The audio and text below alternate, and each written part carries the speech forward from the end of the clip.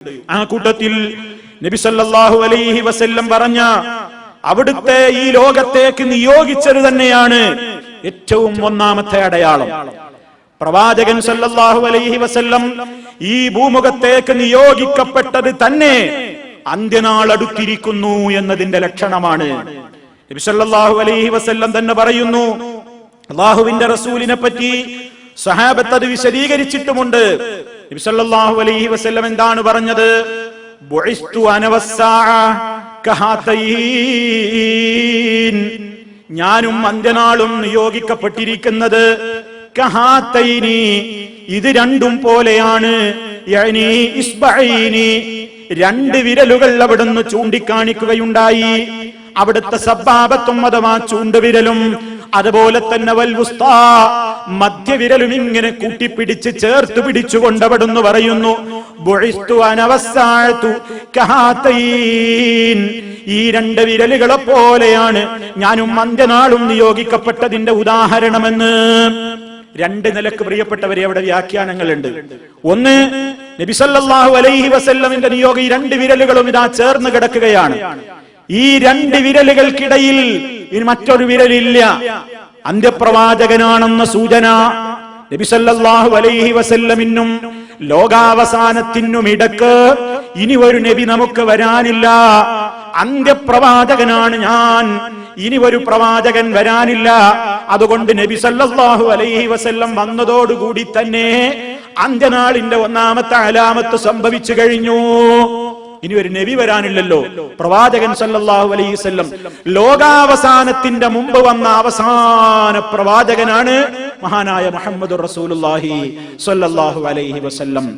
മറ്റൊരു വ്യാഖ്യാനം എന്താണ്?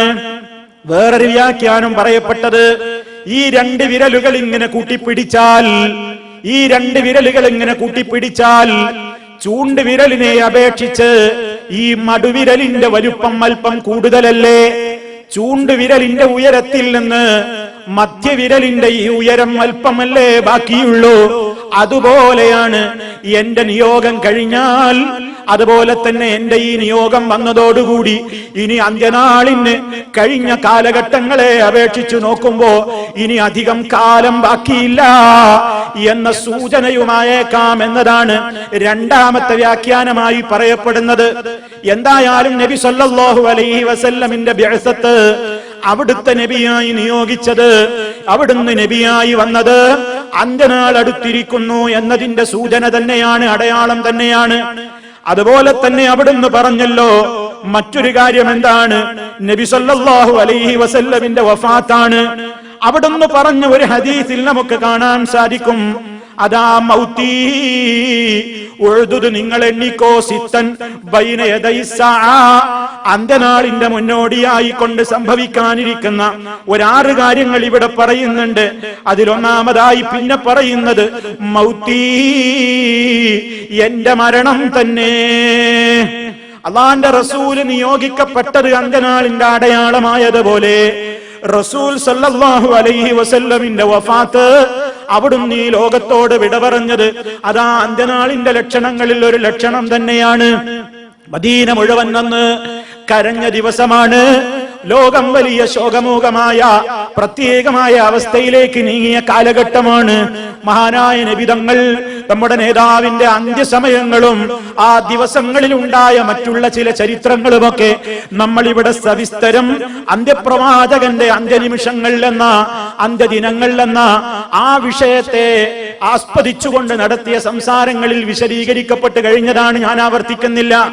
അതുകൊണ്ട് പ്രിയപ്പെട്ടവരെ, നബി സല്ലല്ലാഹു അലൈഹി വസല്ലമിന്റെ വഫാത്തും അവിടുന്ന് അന്ത്യനാളിന്റെ മുന്നോടിയായി കൊണ്ട് എണ്ണിയിട്ടുള്ള കാര്യങ്ങളിൽ പെട്ടതാണ്.